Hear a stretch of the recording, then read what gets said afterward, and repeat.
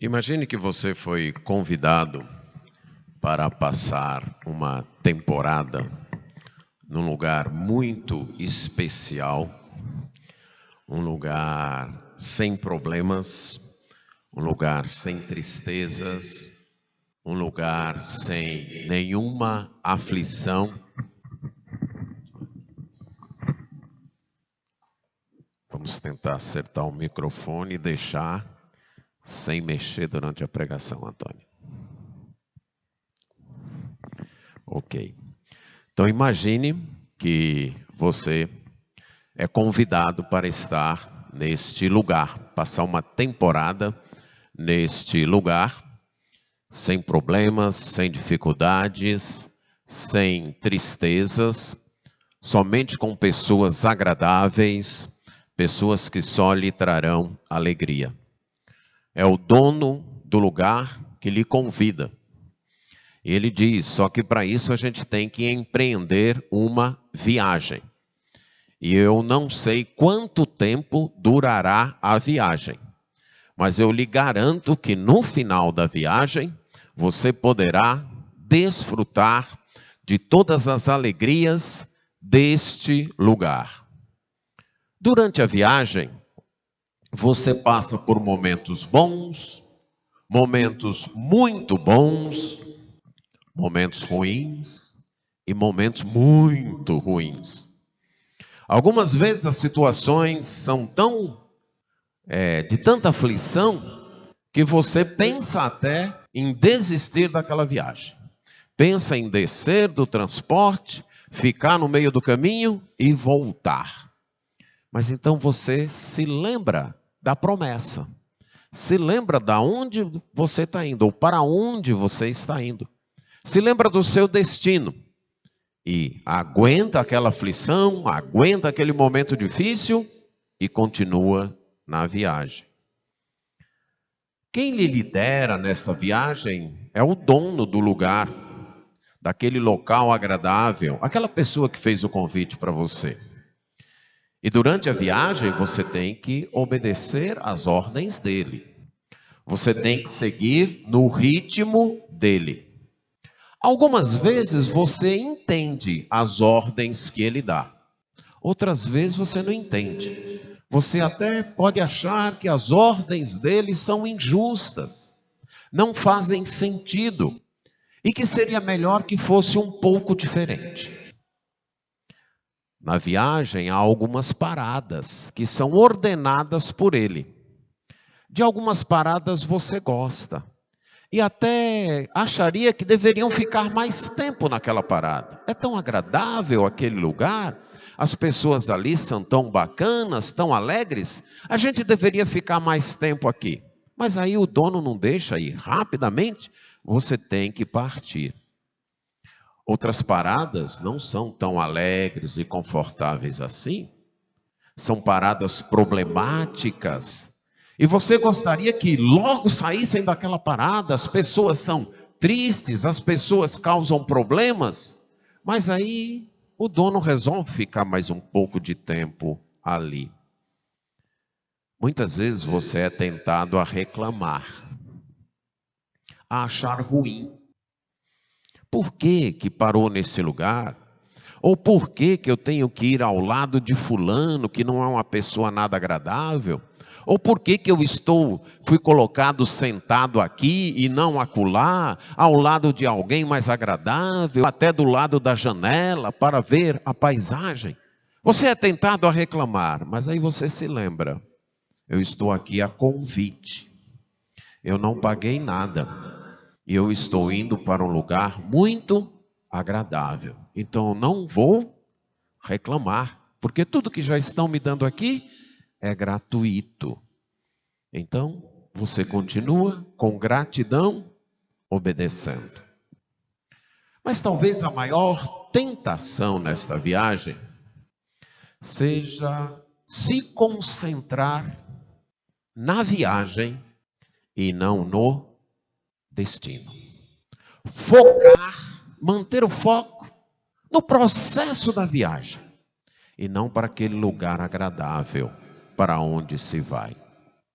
Quando isso acontece, provavelmente você será dominado pela tristeza, pela frustração, se durante a viagem as coisas não saírem do jeito que você espera. Você ficará chateado com o dono, com aquele que lhe fez o convite, porque a viagem não está sendo tão confortável como você acha que deveria ser, ou até como você acha que merece que ela seja. Mas se você deixar de focar na viagem e focar no destino, nenhum motivo na viagem, por mais triste e desconfortável que seja, irá lhe desanimar. Porque você tem a certeza de que apesar do que acontecer na viagem, você no final estará num destino maravilhoso.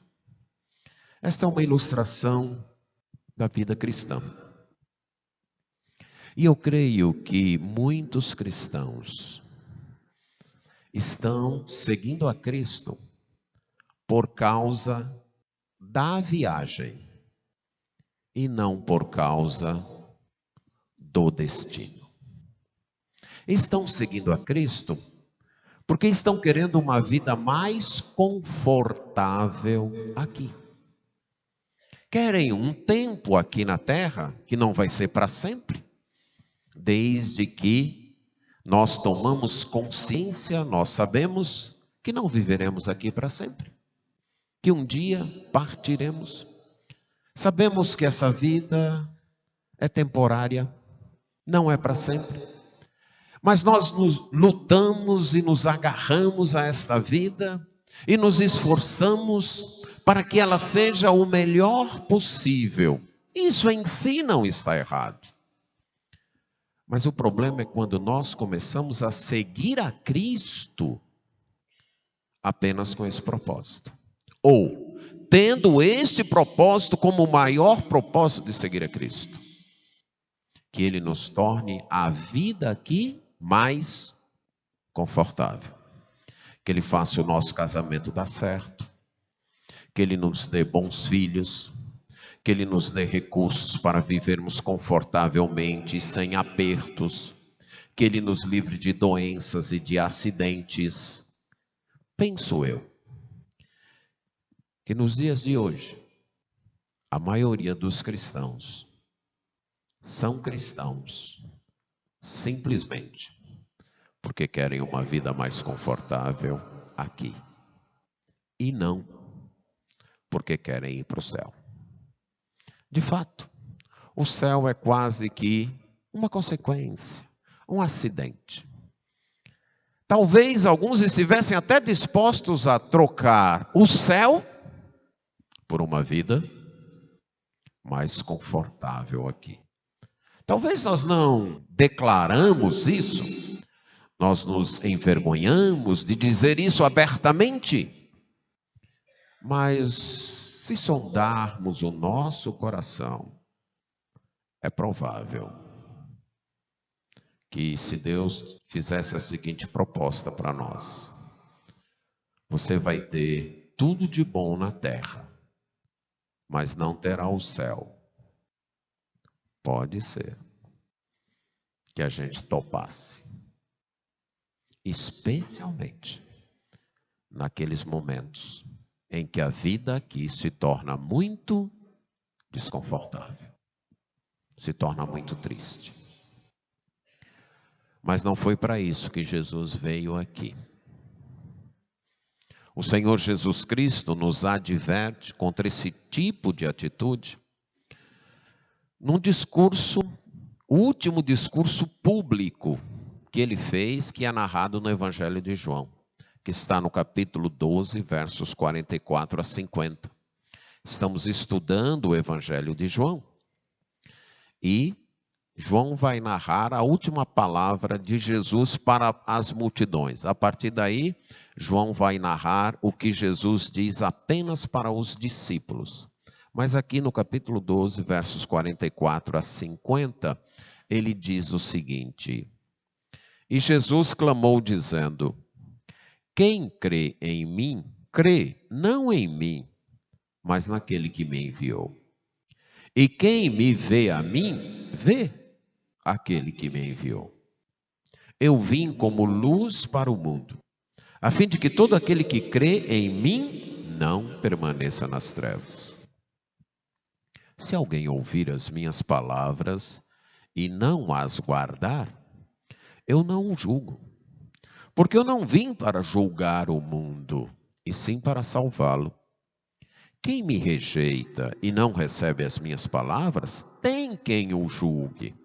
A própria palavra que tenho proferido, essa o julgará no último dia.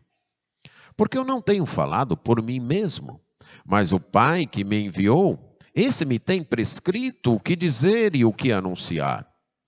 E sei que o seu mandamento é a vida eterna. As coisas, pois, que eu falo, como o Pai me tem dito, assim falo. Vamos orar. Pai eterno, dependemos da tua assistência graciosa através do Espírito Santo para entendermos a tua palavra, apreciarmos esta palavra e a obedecermos. Precisamos de tua ação para isso. E é isso que suplicamos em nome de Jesus. Amém. O contexto aqui é João concluindo a primeira parte do seu livro, que é o livro chamado Livro dos Sinais. Ele, no Evangelho de João, ele faz uma introdução, um prólogo, que vai do capítulo 1, verso 1 até o verso 18. E então ele começa a narrar um livro que é chamado o Livro dos Sinais, que vai do capítulo 1, verso 19 até aqui o 12:50, onde ele narra 7 sinais, 7 milagres operados pelo Senhor Jesus Cristo, que apontavam para o fato de Jesus ser o Messias. Esses sinais comprovavam, garantiam que Jesus é o Messias enviado por Deus. E aqui ele está fazendo a conclusão desse livro, antes de começar o segundo livro, que ele vai concluir com esse segundo livro, o Evangelho de João. Essa conclusão do primeiro livro começou no verso 37, teve na primeira parte, dos versos 37 a 43, uma explicação de João por que as pessoas da época de Jesus, especialmente as pessoas religiosas, os líderes religiosos não acreditaram em Jesus. E nessa segunda parte agora ele faz um resumo de tudo que Jesus ensinou nesses primeiros 12 capítulos. Se você tem acompanhado, ou se você conhece o Evangelho de João, e se você acompanhou bem a leitura, você percebeu que tudo que Jesus disse aqui, ele já disse ou da mesma forma ou de maneira diferente em outros discursos que ele fez no Evangelho. Então João está fazendo um resumo, repetindo os ensinos de Jesus, como um apelo dado pelo Senhor Jesus para as pessoas. Ele diz, e Jesus clamou, isso é, Jesus falou em voz alta. É como se ele agora estivesse fazendo um apelo. A parte anterior terminou dizendo que muitos acreditaram no que Jesus havia dito, mas porque tinham vergonha, não queriam ser expulsos, tinham medo dos líderes religiosos, decidiram não confessar Jesus, decidiram não seguir Jesus, decidiram não obedecer Jesus. E João termina aquela parte no verso 43 explicando, e eles tomaram essa decisão, apesar de acreditar no que Jesus havia ensinado, eles tomaram essa decisão de não seguir a Jesus, porque amaram mais a glória dos homens do que a glória de Deus. Aí Jesus vai dizer agora o que acontece com as pessoas que creem e as pessoas que não creem. Com as pessoas que acreditam e seguem, e aquelas pessoas que não acreditam, mas não seguem. Aí ele diz, olha, elevando a voz, Jesus elevando a voz, ele clama, quem crê em mim, crê não em mim, mas naquele que me enviou. Jesus está dando aqui o primeiro resultado de quem decide crer nele e segui-lo. De fato, a pessoa não está crendo apenas em Jesus. Ela está crendo também em Deus, porque Jesus é o enviado de Deus, Jesus é o emissário autorizado por Deus, Jesus é o agente que Deus enviou para realizar a salvação. Então Jesus diz, aquele que crê em mim, e literalmente seria aquele que está crendo em mim, não é apenas um ato de crer num momento, mas é uma atitude, uma vida de crença. Aquele que continuamente crê em mim, aquele que está crendo em mim, que começou a crer em mim e continua através de sua vida crendo em mim, ele não está apenas crendo em mim, mas crendo também naquele que me enviou.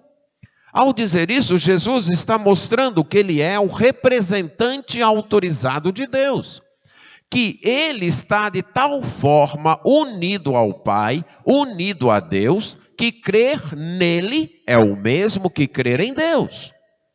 Em outros textos, ele vai dizer que ninguém pode chegar ao Pai, ninguém pode chegar a Deus se não for através dele. E agora, então, ele está dizendo, quem crê em mim, quem está crendo em mim, crê não apenas em mim, mas naquele que me enviou. Através dele, as pessoas chegam a Deus. Não só isso, ele diz, e quem me vê a mim, vê também aquele que me enviou. Claramente, Jesus mostra que ele, em certo sentido, é um com o Pai. De modo que quem vê Jesus está vendo o Pai, está vendo Deus, está vendo aquele que o enviou. A palavra ver aqui, na língua original, dá a ideia de uma observação atenciosa.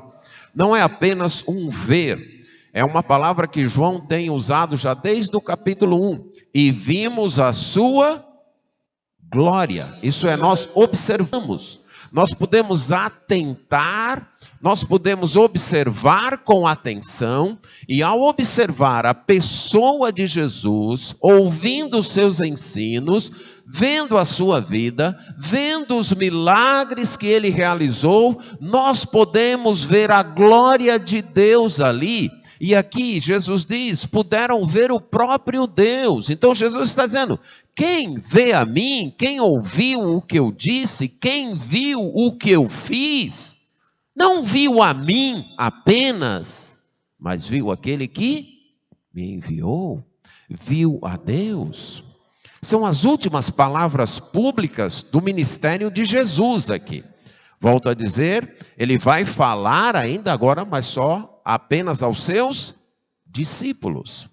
E deve-se levar em consideração isso. Então Jesus diz, aquele que está crendo em mim, crê naquele que me enviou.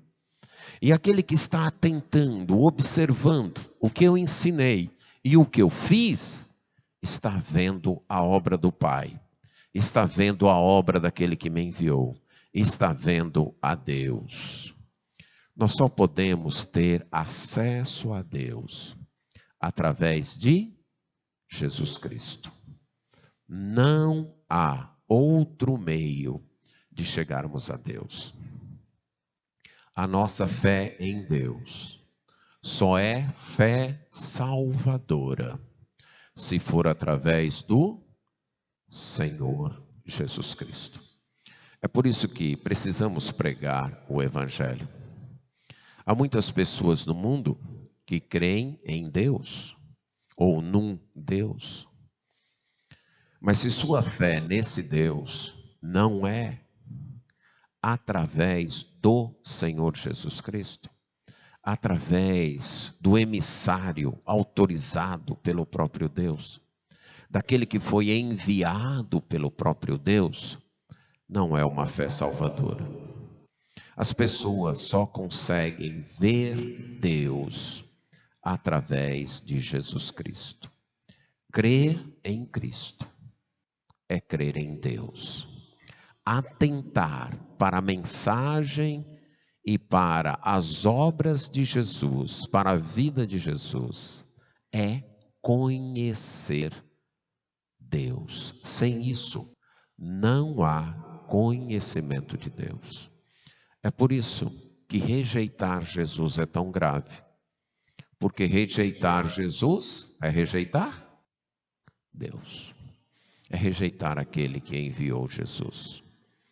É não fazer caso daquele que enviou Jesus. Jesus está fazendo um desafio. Aquelas pessoas, ou algumas daquelas pessoas, não creram em Jesus, apesar de todos os sinais que Jesus apresentou. Outras pessoas acreditaram que Jesus era de verdade, que o que ele falava era a verdade, que ele era o que ele dizia ser. Mas elas estavam tão apegadas aos valores desta vida, aos valores deste mundo, às honras e às glórias daqui, que decidiram, mesmo sabendo que era verdade, não seguir Jesus. E ao decidir não seguir Jesus, elas estavam decidindo não seguir a Deus. Não seguir a Deus. Então essa é a importância de crer e seguir a Jesus. Mas Jesus apresenta um segundo resultado no verso 46. Quem está crendo em Jesus está na luz. Ele diz: eu vim como luz para o mundo, a fim de que todo aquele que crê em mim não permaneça nas trevas. Jesus diz: olha, como luz para esse mundo é que eu tenho vindo. Eu tenho vindo para esse mundo como luz, para que as pessoas não fiquem nas trevas. Qual é o papel da luz? Iluminar, não é verdade? Se não houvesse luz aqui, se tudo aqui estivesse no escuro muito grande, como breu, você poderia ter uma vista 100%, nem precisar de óculos, mas você enxergaria alguma coisa? Não. Nós precisamos da luz para enxergar. E Jesus então diz que ele veio para este mundo como luz, para nos fazer enxergar, para revelar, para nos mostrar a realidade. Ele brilha para nos chamar a atenção para o que é de fato a vida. É interessante que ele diz: eu vim, ou eu tenho vindo. Isso significa que ele já existia. Esse é outro dos temas que o Evangelho de João nos coloca, que antes de vir a este mundo, Jesus já existia. Lembra do primeiro versículo do Evangelho? No princípio era o Verbo, e o Verbo estava com Deus, e o Verbo era Deus. Ele já existia no princípio com Deus. Então, nestas palavras de Jesus, como eu mencionei, alguns temas de João são enfatizados. Ele já existia antes de vir ao mundo. Ele é pré-existente. Ele é Deus. Mas se tornou ser humano para vir ao mundo. E ele veio como luz, a fim de que todo aquele que crê nele, como ele diz, crê em mim, não permaneça nas trevas. Ele veio para iluminar a vida. É na luz que podemos enxergar a realidade, ver as coisas como de fato são. Ele é o revelador, então, da verdadeira vida, o revelador de Deus. Como ele veio como luz, e através dele nós podemos ver a Deus, através dele nós podemos conhecer a Deus, ver Deus como de fato ele é. Através dele, da luz que ele é, nós podemos enxergar a nós mesmos. Lembra de Isaías, quando ele viu a glória de Deus? Que conclusão ele chegou a respeito de si mesmo? Está lembrado o que ele disse lá em Isaías 6? Ai de mim, que estou perdido, porque sou uma pessoa impura e habito no meio de um povo impuro. A chegada da luz tanto revela a Deus, como revela a minha situação. Nós podemos até estar sujos, com uma roupa suja, e não percebermos se estivermos nas sombras ou no escuro. Mas aí quando alguém liga uma luz e a gente olha para nós, aí a gente vai perceber que a nossa roupa está suja. É a mesma coisa. Jesus não apenas revelou Deus, Jesus revela o meu coração. Jesus revela o seu coração. E ele já havia dito isso no Evangelho de João, que ele veio como luz, mas os homens amaram mais as... E por que os homens amaram mais as trevas? Porque as suas obras eram más. Porque quando a gente vem para a luz, a gente passa a se enxergar como é. A luz que veio para revelar Deus, para nos revelar, mas para revelar a vida, o que é de fato a vida. Nós podemos viver na escuridão deste mundo, achando que essa vida é tudo que existe, achando que o viver aqui é o que vale a pena mesmo, e que não vale a pena se sacrificar por nada. Eu devo agarrar todas as alegrias, provar todos os prazeres, custe o que custar, porque a única vida que eu tenho é essa. E não vale a pena abrir mão de nada, por nenhum prazer ou alegria daqui, porque isso é tudo que tenho. Mas quando a luz brilha, a luz que é Jesus brilha, nós descobrimos que não é assim. Que esse viver é uma ilusão. Que esse viver não é liberdade, mas apenas escravidão dos nossos próprios desejos. Escravidão dos nossos próprios prazeres.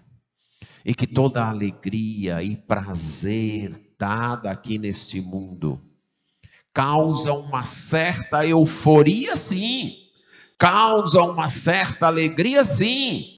Causa um certo prazer, sim. Mas que logo...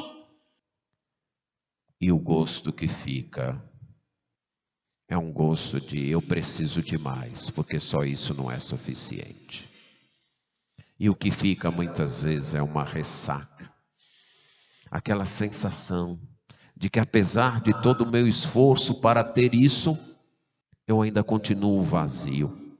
Apesar de todo o esforço para ter esta alegria e este prazer, eu ainda continuo triste e sentindo que me falta alguma coisa. Não estou satisfeito, não consigo encontrar alegria e felicidade. Quando a luz brilha, ela mostra que essa vida, apesar de tudo que ela pode proporcionar, ela não tem condições de dar alegria plena. Como o próprio Senhor Jesus Cristo disse no outro texto, o homem pode ganhar a vida inteira, pode ganhar o mundo inteiro, e ainda assim perder a sua alma. O que Jesus quis dizer com isso? Que nenhuma, você pode experimentar, se possível fosse, você poderia experimentar todas as satisfações, todos os prazeres, todas as alegrias, ter todas as posses desta vida, deste mundo. E mesmo assim, sua alma estaria vazia. Sua alma estaria perdida. A luz brilhou e mostra isso. Mostra quem é Deus, mostra quem eu sou, mostra o que é a vida, mas acima de tudo, mostra que há um destino eterno.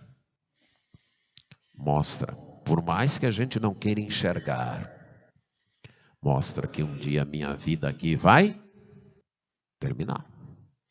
Minha vida aqui vai acabar. E que eu vou para outro lugar. E a luz que é Jesus, quando brilhou, quando brilha, diz que só há duas possibilidades. Ou estar com Ele e com o Pai, na alegria eterna dos céus, ou estar distante dEle e distante do Pai, na angústia eterna, que é o inferno. a luz brilha e coloca diante de mim esta realidade, não apenas da vida aqui, mas do destino eterno. Aquele que está crendo em Jesus, que está seguindo a Jesus, enxerga estas coisas. Não fique enganado e enganando-se ou deixando-se enganar, tentando cobrir o vazio de sua vida aqui, com os prazeres daqui, tentando amortizar as falhas que tem aqui, tentando anestesiar as dores da alma, aquelas dores de vazio, aquelas dores de que a gente só percebe muitas vezes quando está só, ou quando está em aflição, aquelas dores que a gente percebe quando tenta pegar algo na vida, algo que de fato tenha valor e não consegue fechar a mão e agarrar nada. Quando muitas vezes ao pensar e meditar na vida, você sente aquela dor, você sabe que dói, mas não sabe dizer onde. Você sabe que dói, mas não consegue descobrir onde é que está a dor, para fazer uma massagem, para passar um óleo, ou até para tomar um remédio. A dor do vazio, a dor da desilusão, a dor da alma de reconhecer-se perdido. Aqueles que não têm Cristo ficam tentando anestesiar essa dor com uma atividade e outra. Alguns de nós não conseguimos ficar quietos e parados, porque se a gente parar, a gente pensa na vida, pensa nas coisas, e aí a gente descobre como é que as coisas estão. E muitas vezes a gente não encontra as respostas, e então a gente que está fazendo isso, depois disso fazendo aquilo, fica lá diante da televisão e tem um programa e com controle remoto e muda de um para outro, porque não quero a música tocando ali e eu pensando nela, ou fazendo isso, ou fazendo aquilo, ou bebendo, ou isso, ou aquilo, ou conversando, seja lá o que for, menos sozinho e pensando. Porque se eu ficar sozinho e pensando, eu tenho que me deparar diante da vida. E aí eu tenho medo. E aí eu sinto a dor. E aí eu sinto a perdição da minha alma. Não quero me chegar para a luz que é Jesus. E Ele mostra esse estado da minha alma. Ele mostra essa situação. Mas mostra também a solução. Ele diz, eu sou a solução. Sou eu com o meu amor, com a minha promessa de um céu eterno, de uma vida eterna, que tiro você dessa situação. Crer em Jesus é crer em Deus, é conhecer a Deus. E crer em Jesus é vir para a luz e descobrir a verdadeira vida. E descobrir o que é a vida. E descobrir a realidade sobre Deus, sobre nós e sobre a vida. Mas por último, quem crê em Jesus escapa do julgamento final e tem a vida eterna. Jesus vai dizer no verso 47, e se alguém ouve as minhas palavras e não as guarda, eu não o julgo, porque não vim a fim de julgar o mundo, mas a fim de salvar o mundo. Aquele que rejeita a mim e não recebe a minha mensagem, tem quem o julgue. A palavra o qual falo o julgará no último dia. Jesus diz, aquele que ouve as minhas palavras, mas não guarda. Lembre-se que anteriormente João tinha dito de pessoas que ouviram Jesus, acreditaram em Jesus, mas tiveram medo de seguir a Jesus. Amaram mais este mundo do que a glória de Deus. Jesus está dizendo agora, se alguém ouve as minhas palavras, mas não as guarda, se alguém escuta as minhas palavras, e a ideia de palavras aqui não apenas as palavras faladas, mas toda a mensagem ensinada verbalmente e vivida por Jesus. todos aqueles que ouvem, que tomam conhecimento disso, Jesus diz: eu não vou julgar, porque eu não vim aqui para esse mundo para julgar. O meu propósito em vir para esse mundo foi o quê? Foi salvar. Para nós entendermos o que Jesus quer dizer aqui, é importante fazer uma distinção entre propósito e resultado. Nem sempre o resultado de uma ação minha é o meu propósito para aquela ação. Vamos ilustrar. Suponha que você encontre um homem e ele chegue para você e diga: olha, eu estou com a minha família passando necessidades e gostaria que o senhor me desse dinheiro para comprar uma cesta básica. Aí você se condói, coloca a mão no bolso e tira o dinheiro para aquele homem comprar uma cesta básica. E aquele homem está indo para comprar uma cesta básica. Só que aquele homem é um ex-viciado. E no caminho para comprar a cesta básica para sua família, ele é tentado a comprar drogas. Ele compra drogas. Lá na frente tem uma blitz e a polícia o para. E ele está com uma quantidade de drogas que causa a sua prisão.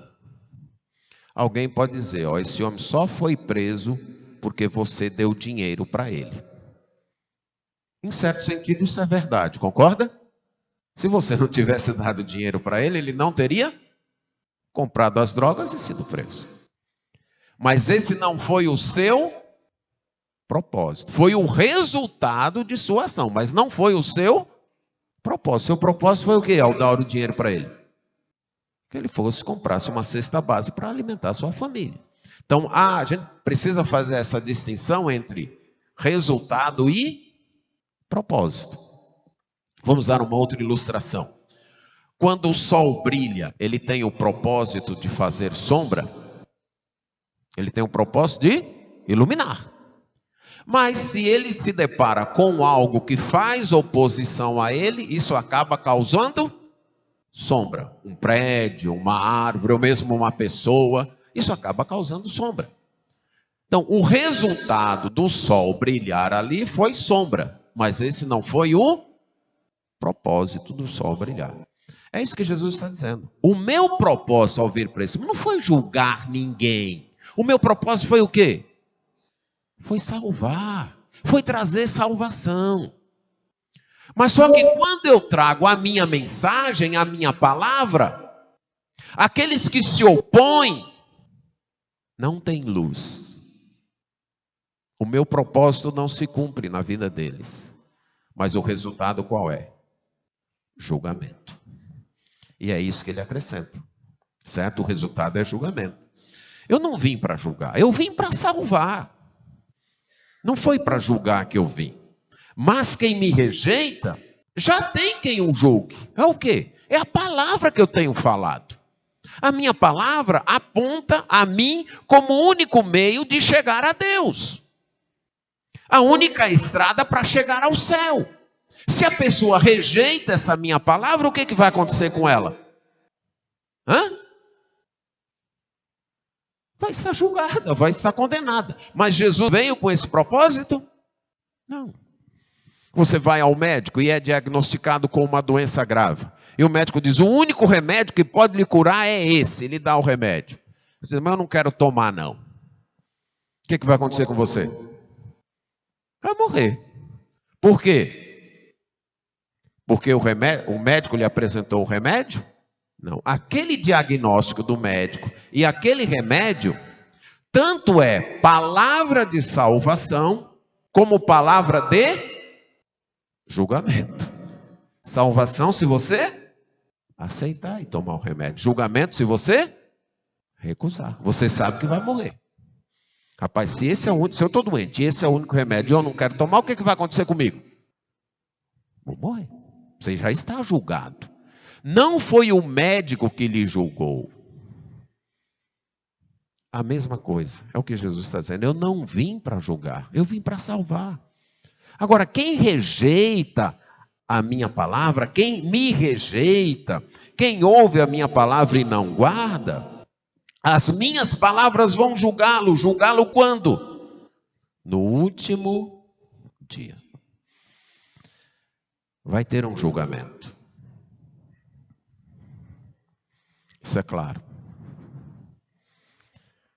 Deus tem marcado um dia, que será o último dia desta era. O último dia deste mundo, onde Ele há de julgar. Onde Ele trará o seu juízo. Todos nós passamos pelo julgamento de Deus, de forma diferente.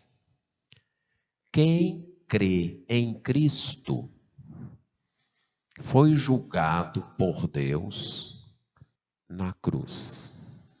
Foi isso que nós fizemos aqui quando celebramos a ceia.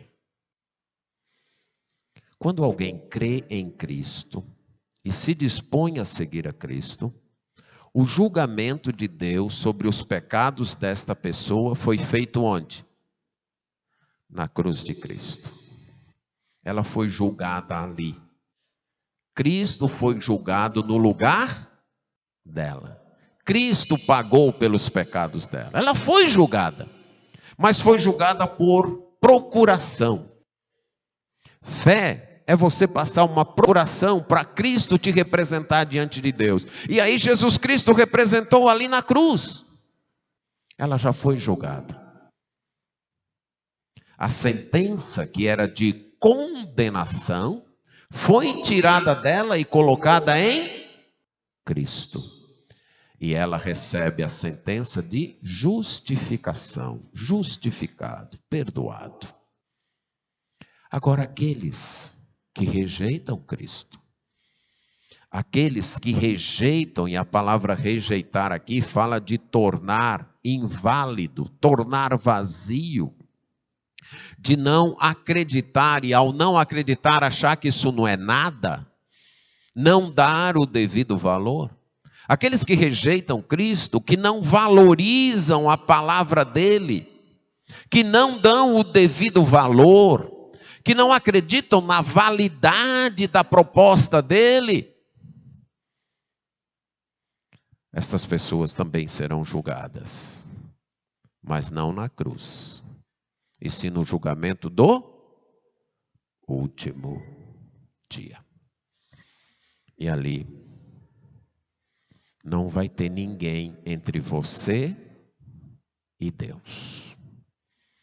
O julgamento na cruz, nós temos Cristo entre nós e Deus. Mas no julgamento final, será você e Deus.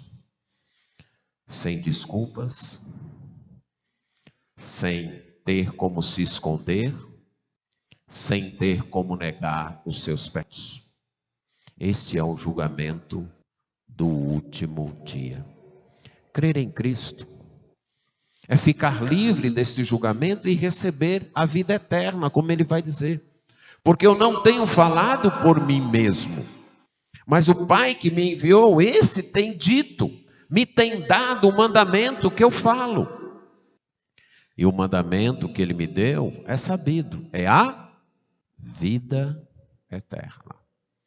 Apesar de ser da mesma essência do Pai, de ser um com o Pai, Jesus subordinou-se ao Pai para realizar o plano da salvação.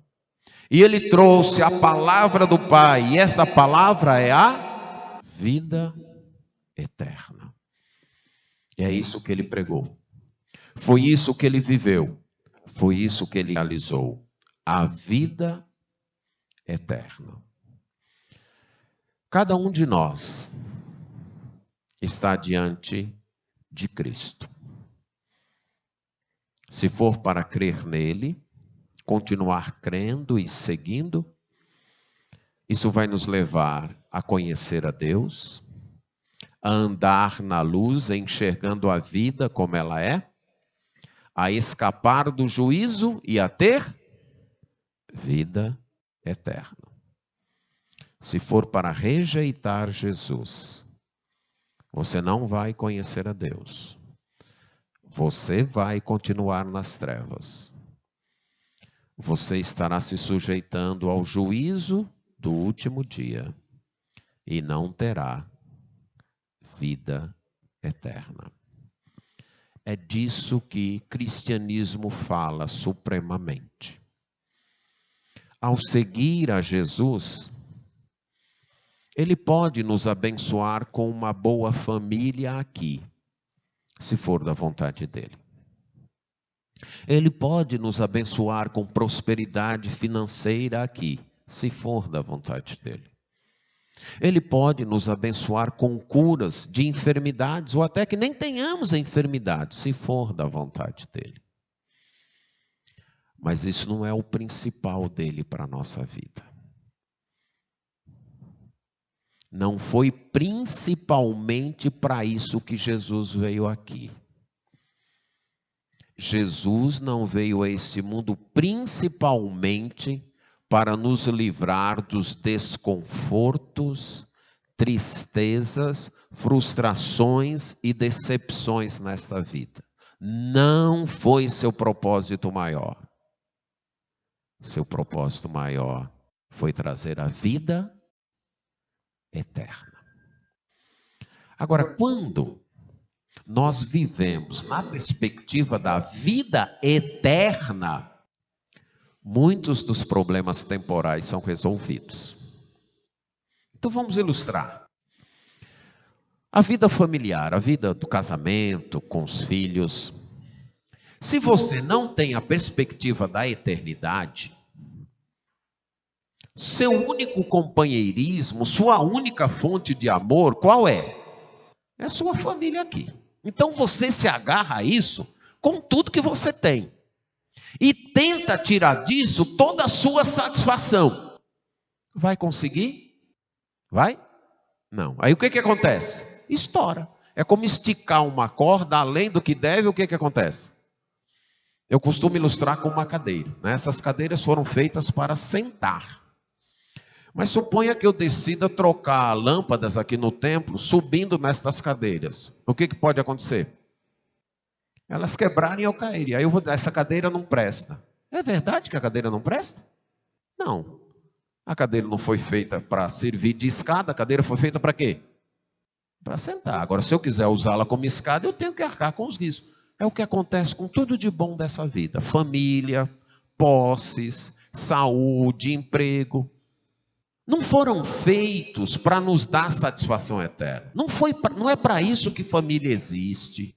Não é para isso que casamento existe. Não é para isso que filho existe. Não é para isso que emprego existe. Não foi para isso. Agora, se eu tento tirar disso uma satisfação eterna, o que acontece? Arrebenta. Essa é a razão porque muitos casamentos estão arrebentados. Não é porque em si as pessoas são terríveis. Não. É porque tentaram tirar do casamento aquilo que o casamento não pode dar, aquilo que só Deus pode dar. Alegria plena, só Deus. Satisfação plena, só Deus. É por isso que tem pessoas insatisfeitas com o emprego. Sai de um, vai para outro, muda para outro e para outro. Vai rodar a vida toda e não achei minha vocação. Não foi isso. É que você está tentando tirar do seu emprego algo que o seu emprego não pode lhe dar. O seu emprego foi feito para sustentar a sua vida aqui, só isso. Não foi feito para te dar satisfação eterna, prazer eterno. Isso somente Cristo pode dar. Então, voltando. Quando a pessoa não tem a perspectiva da eternidade, nada aqui vai prestar. Entendeu? Nada aqui vai prestar. A família, por melhor que seja, não vai prestar. Esse casamento não prestou, eu vou me separar, aí se separa. Também viver sozinho não presta não. Eu pensei que sozinho ia me arrumar, mas também vou casar de novo. Aí casa de novo, aí descobre o quê? Rapaz, é quase igual lá ao anterior lá. Viu? É quase a mesma coisa, ó. Também vou acabar com esse, vou tentar mais uma vez, ver só. E assim vai e morre sem encontrar satisfação. Agora, quando você tem uma perspectiva eterna, você sabe, a minha vida não está aqui. Estou aqui de passagem. A minha felicidade, um dia eu vou tê-la totalmente. O pouquinho de felicidade que eu tenho aqui, algumas vezes, no casamento, quando tudo está bem, quando a gente vai para um Éden, né, Cavalcante? E experimenta uma segunda lua de mel, aí dá vontade de ficar lá para sempre. Ah, que bom, mas não dá para ficar para sempre lá, tem que voltar para a vida, tem que trabalhar, tem que enfrentar o dia a dia, o mau humor dele, o mau humor dela. Isso não acontece com a gente aqui, né? Não sei nem por que eu estou dizendo. Certo? Ai, rapaz, mas o pouquinho de felicidade que a gente tem é para lembrar para a gente que tem uma felicidade, ó, infinitamente maior esperando lá. É para isso. Sabe aqueles momentos que a gente acha uma beleza na vida, que a gente se encanta com a vida e que a gente gostaria que aquele momento fosse para sempre e você descobre o quê? Que não dá para ele ser para sempre. Aquele momento é como se Deus abrisse uma janelinha do céu e dissesse: olha, aqui é assim para sempre, viu? Aqui é assim para sempre. Eu só abri uma janelinha para você sentir um pouquinho como é aqui e ter mais vontade de vir para cá. E sabe as aflições? As aflições são para lembrar para a gente que a gente não é daqui. Que tudo aqui, por mais bonito que seja, tem as suas feiuras também. Não tem nada 100% bonito. Não tem nada 100% perfeito. Que tudo tem as coisas boas e as coisas desagradáveis. E quando isso acontece, é como se Deus abrisse uma janelinha do inferno e dissesse: olha, lá é muito pior, viu? Lá é muito pior. Se aqui você está achando ruim isso, se você está dizendo que para você esse casamento é um inferno, você está longe de saber o que é inferno, meu amigo. Ou se você está dizendo que sua família é um inferno, ou que seu emprego é um inferno, isso é só uma janelinha, meu amigo. É para isso. Quando você tem a perspectiva da eternidade, aí você se acostuma com o que as coisas daqui podem dar para você. Aí você é feliz com o seu casamento, porque você sabe que o seu casamento pode lhe dar o quê? Isso. Não pode lhe dar felicidade eterna. Você é feliz com o seu emprego, por quê? Porque é isso que ele pode lhe dar. Você é feliz com a sua vida. Aí a vida melhora. Mas não melhora porque as circunstâncias melhoraram. Melhora porque a luz brilhou em seu coração e você enxergou a realidade, que você não é daqui. Que há o céu esperando por você. Enquanto eu vou para lá, algumas vezes a viagem é boa. Outras vezes ela é muito desconfortável. Mas e daí? Daqui a pouco ela acaba. E eu vou terminar no céu. Foi para isso que Cristo veio. Acima de tudo, para dar vida eterna. Eu gostaria que você pensasse nisso. Por que você está seguindo a Cristo? Por que você procurou uma igreja? Por que você procura aconselhamento? Por que você procura ler a Bíblia? Por que você ora? É para ter vida melhor aqui? Ou é para conseguir forças para enfrentar o bom e o ruim daqui, sabendo que tem o céu para você? Por quê? Pense nisso. Amém.